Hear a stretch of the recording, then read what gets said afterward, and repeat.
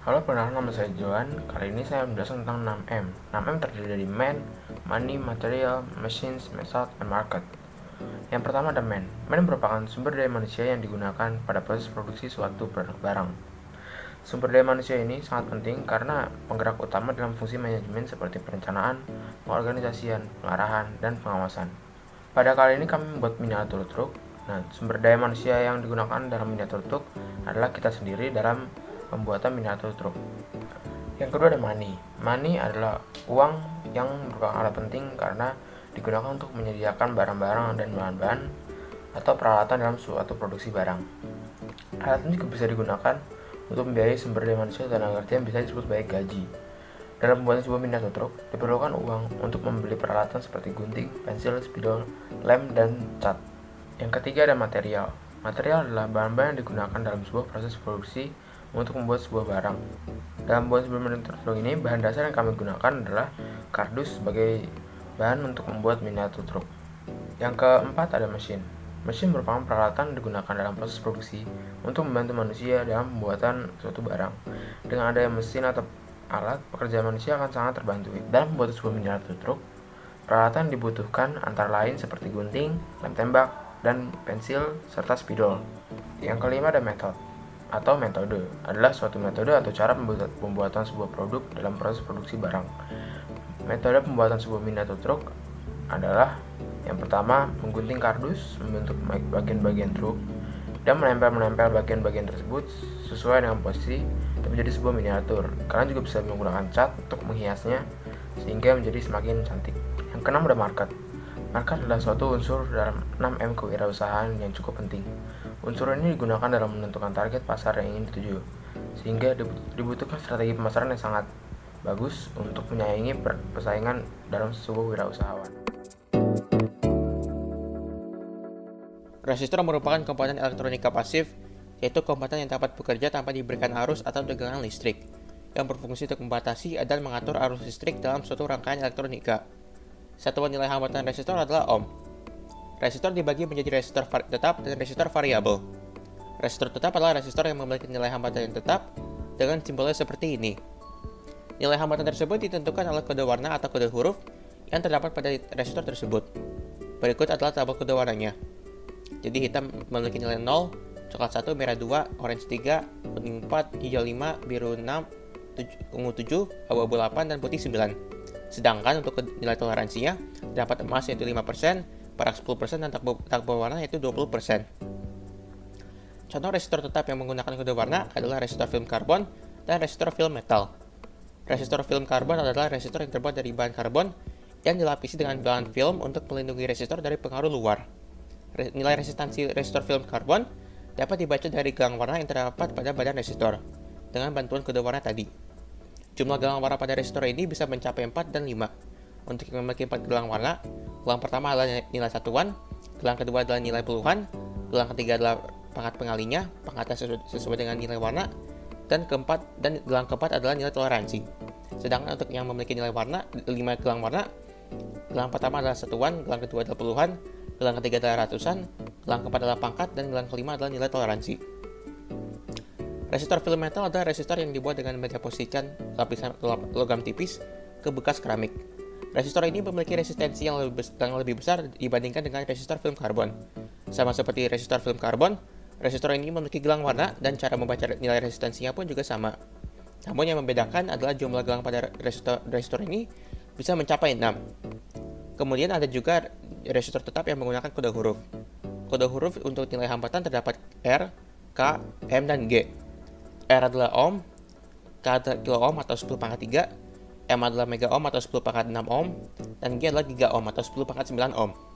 Sedangkan kode huruf untuk nilai toleransi terdapat F, G, J, K, dan M. F adalah 1%, G adalah 2%, J adalah 5%, K adalah 10%, dan M adalah 20%. Berikut ini saya berikan contoh. Dalam resistor tersebut memiliki kode 5W, 22R, dan J. Jika dibaca, maka resistor tersebut memiliki daya 5 watt, nilai resistansi 22 ohm, dan nilai toleransi 5%. Contoh resistor yang menggunakan kode huruf adalah resistor keramik dan resistor kawat. Resistor kawat adalah resistor yang pertama kali digunakan. Resistor ini terbuat dari kawan nikelin dan digulungkan pada batang insulator. Resistor keramik adalah resistor lilitan kawan nikelin yang diselubungi dengan keramik. Kemudian ada resistor variabel. Resistor variabel adalah jenis resistor yang nilai resistansinya dapat berubah-ubah.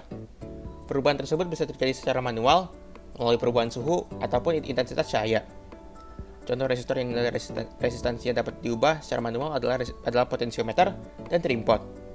Potensiometer adalah resistor variabel yang nilai resistansinya dapat diubah dengan cara memutar porosnya melalui sebuah tuas yang terdapat pada potensiometer.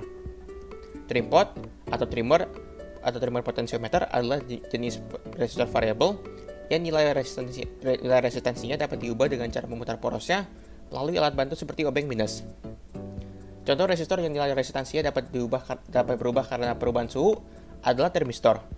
Termistor dibagi menjadi dua, yaitu NTC dan PTC. Prinsip kerja NTC adalah apabila suhu naik, maka nilai hambatannya mengecil. Sedangkan prinsip kerja PTC adalah apabila suhu naik, maka nilai hambatan membesar. Contoh resistor yang nilai resistansinya berubah karena intensitas cahaya adalah LDR atau Light Dependent Resistor. Prinsip kerja LDR adalah jika intensitas cahaya bertambah, maka nilai hambatan mengecil. Kemudian ada hukum Ohm dan disipasi daya. Kedua rumus ini biasanya digunakan pada rangkaian resistor. Rumus hukum Ohm adalah V sama dengan I kali R. V adalah beda potensial atau tegangan listrik dengan satuan volt, I adalah arus listrik dengan satuan ampere, dan R adalah hambatan listrik dengan hambatan dengan satuan ohm. Kemudian rumus disipasi daya adalah P sama dengan I kali V. P adalah daya dengan satuan watt, I adalah arus dengan satuan ampere, dan V adalah tegangan dengan satuan volt. Rangkaian resistor dibagi menjadi dua, yaitu seri dan paralel. Rangkaian seri memiliki bentuk yang sejajar atau seperti garis lurus, dan cara menentukan total dari nilai resistansinya adalah dengan menjumlahkan nilai hambatan dari seluruh resistornya, yaitu R total sama dengan R1 tambah R2 tambah Rn, di mana N adalah jumlah resistornya.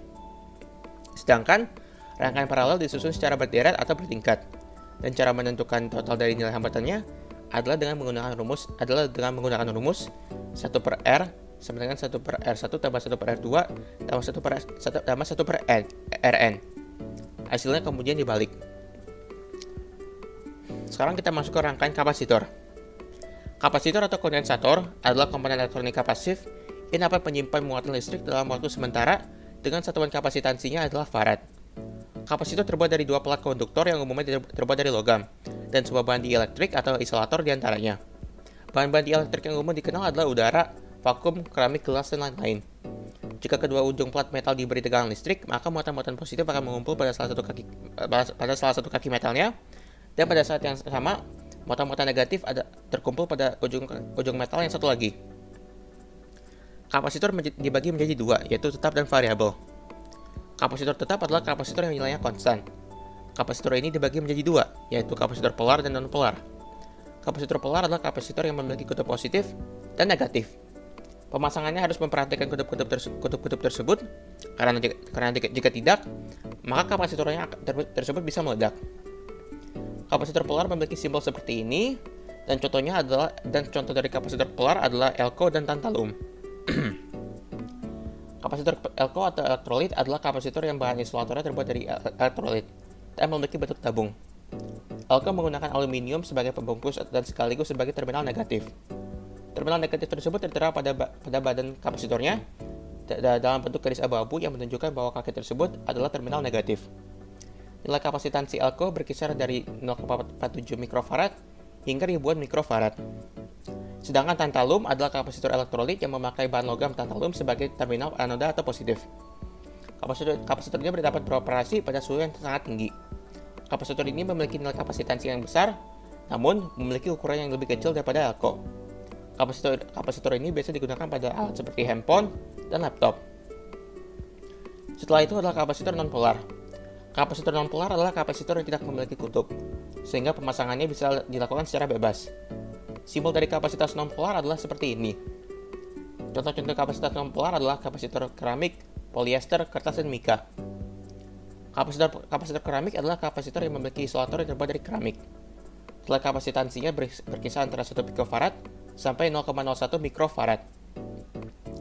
Kapasitor polyester memiliki isolator yang terbuat dari polyester dan memiliki bentuk segi 4. Kapasitor kertas memiliki isolator yang terbuat dari kertas dan nilai kapasitansinya berkisar antara 300 picofarad sampai 4 mikrofarad. Kapasitor mika memiliki isolator yang terbuat dari mika dan nilai kapasitansinya berkisar antara 50 picofarad sampai 0,02 mikrofarad. Kemudian ada kapasitor variabel. Kapasitor variabel adalah kapasitor yang nilai kapasitansinya dapat diatur atau diubah-ubah. Kapasitor ini terdiri atas dua jenis, yaitu Farco atau variable kondensator dan trimmer atau trim cap.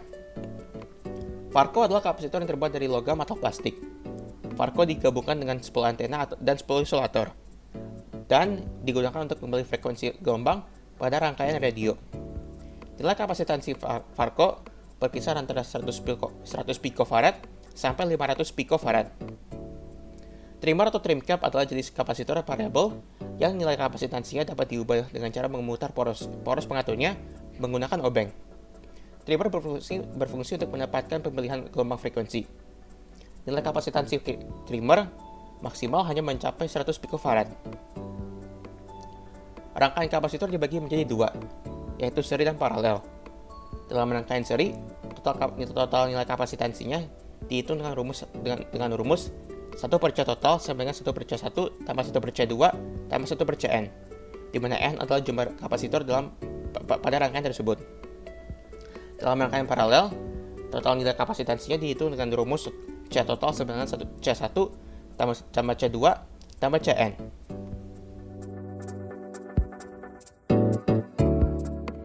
Halo, nama saya Sinta Veda Pahan dan sekarang saya akan menjelaskan tentang pengemasan produk. Pengemasan artinya yaitu suatu sistem yang terkoordinasi untuk menyiapkan suatu barang agar menjadi siap untuk ditransportasikan, didistribusikan, disimpan, dijual, hingga dipakai kembali. Fungsi pengemasan produk perlu dipertimbangkan dari berbagai aspek. Aspek yang pertama yaitu perlindungan dan penanganan produk. Dalam aspek ini, kemasan harus dapat mengontrol keluar masuknya air, mengendalikan suhu udara, mencegah penguapan, serta mencegah penyerahan UV dari sinar matahari. Aspek yang kedua yaitu pemasaran atau ekonomi. Yang pertama ada yang namanya media promosi. Dalam hal ini, kemasan harus dapat menarik perhatian konsumen dengan warna dan bentuk yang menarik. Yang kedua ada daya tarik praktis. Dalam hal ini, kemasan harus dapat mudah dibuka dan ditutup, volumenya sesuai, serta kemasannya dapat dipakai kembali. Aspek yang ketiga yaitu identitas produk.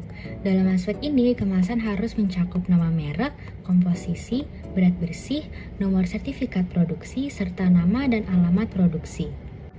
Ada beberapa macam pengemasan. Yang pertama yaitu kemasan plastik.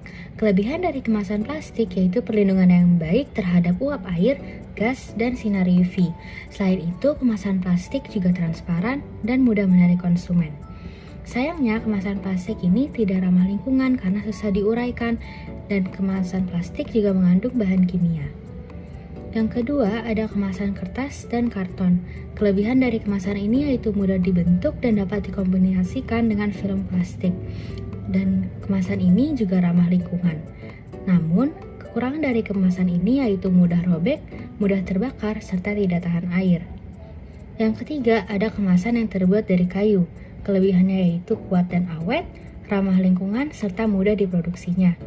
Kekurangan dari kemasan ini yaitu tidak tahan air, agak berat, dan kurang modern sehingga jarang digunakan. Halo, nama saya Honda Sutramanik dari kelas 10 MIPA 3. Sekarang saya akan menjelaskan tentang jenis-jenis transportasi logistik. Yang pertama ada transportasi logistik jalur darat, yaitu transportasi logistik yang berada di jalan raya ataupun jalan tol. Nah, dia itu contohnya adalah mobil, motor, dan truk. Dia itu biasa mengangkut mebel-mebel dan barang-barang kebutuhan sehari-hari. Memiliki kelebihan yaitu menampung daya kapasitas yang banyak, handal dalam segala medan, dan juga memiliki biaya pengiriman yang murah. Tapi dia memiliki kekurangan yaitu jika terjadi kemacetan maka akan ada pelambatan pengiriman. Yang kedua yaitu transportasi logistik jalur laut. Contohnya adalah kapal kontainer. Dia bisa membawa biji besi ataupun bahan-bahan mentah lainnya. Kelebihannya adalah dia dapat membawa barang-barang dengan ukuran besar. Tapi dia memiliki kekurangan yaitu rawan pembajakan dan juga waktu pengiriman yang sangat lama. Yang ketiga ada transportasi logistik jalur udara, yaitu melewati penerbangan. Contohnya adalah pesawat kargo yang biasa mengangkut barang-barang elektronik ataupun barang-barang berharga dan barang-barang yang mudah pecah.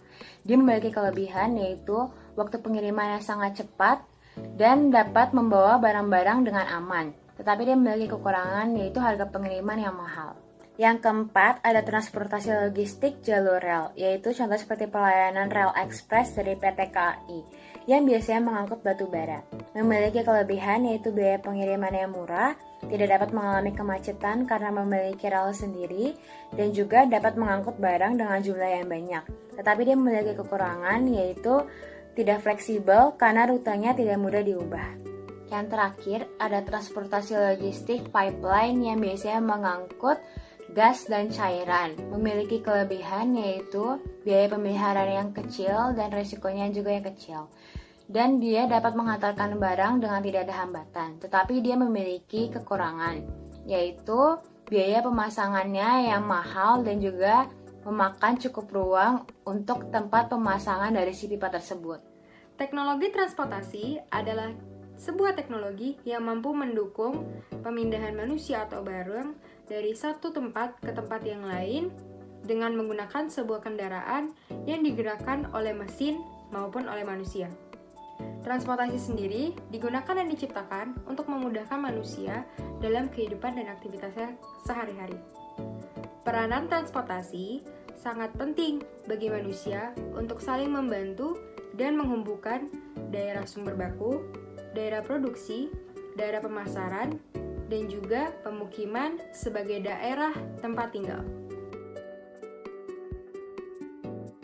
Teknologi transportasi darat adalah suatu transportasi kendaraan yang berjalan menggunakan jalan darat untuk mengangkut barang ataupun orang.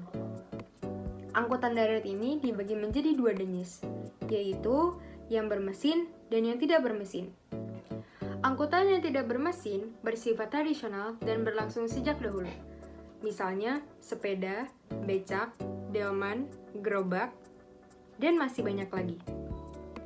Sedangkan teknologi yang menggunakan mesin berlangsung hingga sekarang, seperti sepeda motor, bus, kereta api, mobil, dan lain sebagainya.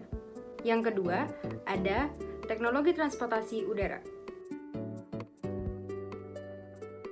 Teknologi transportasi udara adalah jenis teknologi kendaraan yang beroperasi di udara, seperti pesawat terbang atau helikopter. Teknologi transportasi air adalah sebuah teknologi pengangkutan melalui air yang meliputi angkutan sungai, danau, selat, dan juga laut. Alat angkutan ini memiliki dua jenis, yaitu bersifat sederhana dan juga modern. Alat angkutan air yang sederhana meliputi rakit, sempan, perahu, dan juga perahu layar. Alat angkutan yang bersifat modern meliputi kapal penumpang yang terdiri dari speedboat, jet foil, kapal feri, kapal pesiar, dan juga kapal angkutan barang yang terdiri dari kapal tanker dan kapal peti kemas. Logistik merupakan barang, energi, informasi, dan sumber daya lainnya seperti produk, jasa dari sumber produksi ke pasar dengan tujuan mengoptimalkan penggunaan modal. Logistik adalah bagaimana cara memindahkan barang yang tepat dengan waktu yang tepat, serta jumlah yang tepat dan kondisi yang tepat didukung oleh biaya yang terjangkau, akan tetapi tetap memberikan kontribusi dan profit bagi penyedia jasa logistik. Saya Gafra Abrar Putrardia akan menjelaskan tentang miniatur yang kelompok kami buat dan cara pembuatannya. Berikut adalah miniatur yang saya buat yang hampir mirip dengan teman-teman lainnya. Pertama, kita juga menyiapkan alat dan bahan terlebih dahulu. Untuk kepalanya itu kita membutuhkan potongan kardus dengan panjang 20 cm dan lebarnya 15 cm. Namun pemakaian itu secara portrait ya. Jadi seperti handphone, lebarnya di atas dan di bawah, panjang itu di kiri dan di kanan. Nah setelah itu, setelah kita menemukan potongan kardusnya, kita mengukur garis tepinya. Jadi kita membuat garis tepinya terlebih dahulu agar nanti mudah untuk membuat kepala dari truknya tersebut. Garis tepinya itu jaraknya itu dari kiri dan kanan, jadi dari sisi kiri dan sisi kanannya dari kardus tersebut sejauh 4,5 cm. Jadi 4,5 cm dari kiri ke kanan 4,5 cm dan dari paling kanan ke kiri itu 4,5 cm. Jadi membuat garis tepi seperti garis tepi di kertas ulangan. Lalu dari atasnya kardus, jadi dari lebar atas, bagian atas, ukur atau tarik garis juga nggak apa-apa 3 cm. Jadi jangan di luar dari garis tepinya, tapi di dalam garis tepinya ya, atau di garis tepinya juga nggak apa-apa. Ya, garis tepi itu 3 cm tebelin, habis itu kasih titik, dan dari titiknya itu kita tarik ke kanan. Kita mulai tadi dari kiri ya, jadi tarik ke kanan. Setelah itu tarik ke kanan itu sampai garis tepinya, jadi jangan di luar garis tepinya karena itu untuk pintu truknya. Nah, setelah ditarik udah dapat garisnya itu, kita lipat di garisnya itu ke atas. Jadi pas di garis lebarnya, garis lebar pertama kita lipat sampai kira-kira 90 derajat, membentuk sudut 90 derajat atau tegak lurus. Setelah dilipat, kita juga menarik garis dari lipatannya tadi ke bawah sejauh 5 cm. Nah, setelah itu kita kasih titik, dari titik itu kita tarik garis ke kiri dan kanan, sama kayak melipat yang tadi pertama kali. Setelah itu kita lipat lagi, kita lipat hampir membentuk sudut 30 derajat. Setelah itu 5 cm ditarik, setelah dilipat juga, karena itu ada lipatannya, maka kardusnya itu bisa dipotong. Ya, dipotong kayak biasa, dipotong, tapi pelan-pelan mengikuti ya liukan-liukannya atau potongan-potongan lipetan-lipetannya. Jangan sampai biasa aja gitu loh. Habis itu setelah jadi kerangkanya, pasti nanti kita juga melipat dari garis tepinya itu, kita lipat garis tepinya, yang di luar garis tepi kita lipat, jadilah kerangka kepala. Jadi itu baru atasnya masih bolong, kaca juga masih bolong, tapi sisanya masih ada kardusnya, dan di kiri kanannya udah kelihatan itu untuk pintunya. Di bagian pintunya itu kita membuat seperempat lingkaran dengan jari-jarinya itu 2 cm. Nah, pas kita membuatnya itu, kalau untuk di pintu kirinya kita membuat dari sisi kanan kardusnya. Jadi sisi kanan pintunya kita buat seperempat lingkaran dengan jari-jarinya 2 cm. Nah, lalu kalau yang di pintu kanan ya, berarti kita memulai dari sisi kiri kardusnya untuk celah untuk rodanya. Sekarang kita membuat bawah truknya, maksudnya penopang truknya untuk badan truknya. Jadi kita ambil potongan kardus, atau kita buat potongan kardus dengan panjangnya 22 cm dan lebarnya 10 cm. Nah, cara membuatnya juga sama kayak membuat kepala dari si truknya itu, berarti kita menggunakan cara portrait atau seperti handphone. Setelah dibuat garis-garisnya semua, lalu kita potong dengan cutter.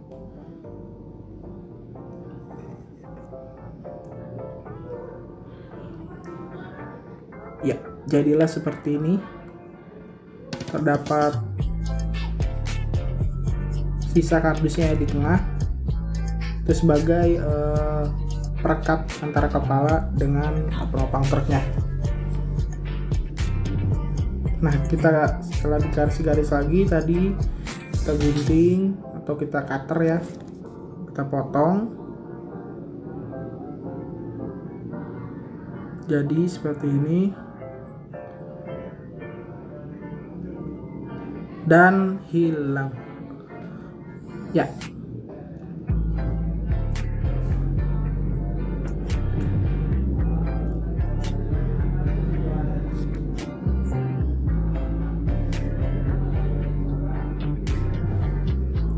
Sudah terlepas 1, 2. Jadilah seperti ini. Lalu kita mengambil kerangka kepala truknya. Oh ya, sebelumnya kita beri lem dulu di situ kita lipat, pastikan lipatannya bagus, diamankan dengan penggaris. Kita lem agar merekat nanti di atas lipatannya ya, agar merekat di kepala truknya. Ya, kepala truknya sudah disiapkan sama seperti tadi kan pembuatannya. Seperti itu. Pastikan merekat. Nah, kalau yang merekat lagi boleh pakai lem atau double tip juga bisa, tapi lebih baik pakai lem aja biar rekatnya sempurna, gak gampang lepas. Jadi untuk rangka kita yang pertama. Nah, lalu kita kardus yang kedua.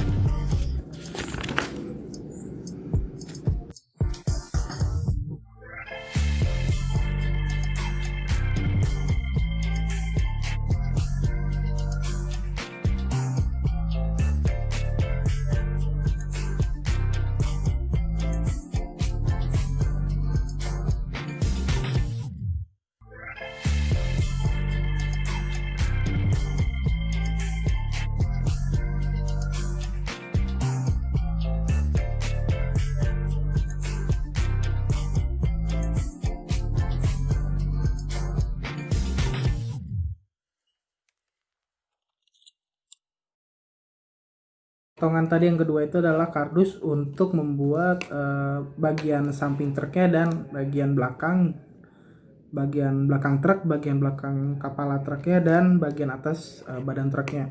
Nah, ternyata video juga mengalami kesalahan, saya juga tidak tahu kenapa. Dari tadi saya coba-coba masih encoding warning, tapi saya juga akan menjelaskan bahwa kardus yang dipakai itu tadi sama seperti memakai penopang untuk truknya, karena ukuran untuk di atasnya itu sama persis. Lalu untuk di belakang truknya dan belakang kepala truknya itu mengikuti lebar dan panjang dari kepala truknya. Namun lebarnya dari penutup belakang truk dan belakang kepala truknya itu lebih kecil 1 cm dari kiri dan kanan, lebih kecil 1 cm. Jadi nanti buat garis tepinya itu lebih kecil 1 cm. Nah, setelah itu panjangnya itu ke atas itu masih melebihi juga dari kepala truknya sekitar 5 cm. Saya membuatnya 5 cm. Nah, setelah itu untuk belakang truk dan belakang kepala truk ini sama, tidak ada yang beda. Nah, setelah itu kita membuat bagian atasnya tadi sudah sama, lalu kita membuat wingsnya, sayapnya. Nah, sayapnya itu berukuran mengikuti panjang dari badan truknya dan lebarnya juga mengikuti lebar dari badan truknya. Jadi itu bisa disesuaikan, tapi videonya ternyata mengalami masalah lagi. Nah, ini saya beri lem agar merekat, dan saya juga menambahkan topinya untuk kepala truknya, seperti hiasan-hiasan aksesoris truk-truk lainnya. Saya buat persegi saja, sisinya sama semua. Saya membuat sisinya itu 5 cm.